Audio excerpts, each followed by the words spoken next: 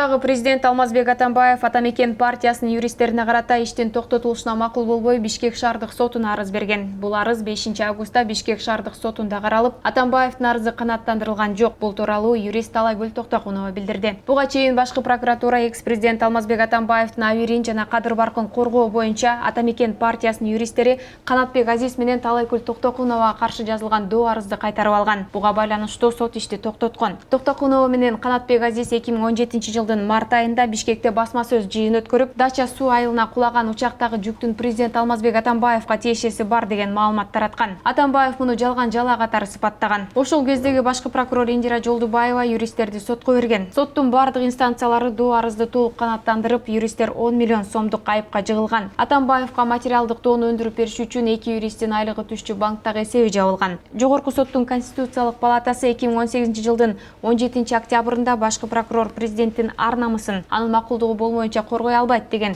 чечим кабыл алган. Юристтер Конституциялык палатанын ушул бүтүмүнө таянып, ишти кайра кароо боюнча шаардык сотко арызданган. Бишкек шаардык соту февралда ишти кайра Октябрь райондук сотуна жиберген. 25 июнда башкы прокуратура райондук сотто өз доосунан баш тарткан.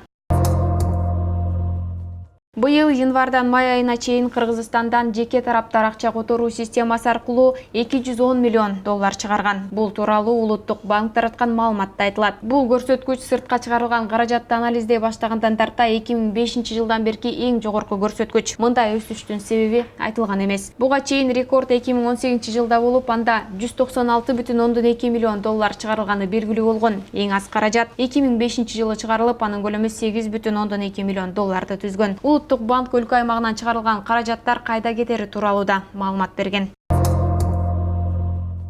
Бишкекте 5 жаштагы баланы уурдап кеткендер кармалды. Бул тууралуу Ички иштер министрлигинин жол кыймылынын коопсуздугун камсыздоо башкы башкармалыгынан кабарлашты. Маалыматка ылайык, окуя 5 августта кечинде Бишкектин Рыскулов менен Тимирязев көчөлөрүнүн кесилишинде болгон. Баланы уурдап кеткендиги тууралуу маалымат милицияга 19:30 чамасында түшкөн. Укук коргоо органдарынын биргелешкен аракети жана коопсуз шаардын камераларынын жардамы менен жарым саат ичинде шектүүлөр бараткан Volkswagen Venta автоунаа машинасы базар жактан кармалган. Анын ичинде 3 киши жана 5 жашар бала болгон. Алар таласка бараткан деп айтылат маалыматта.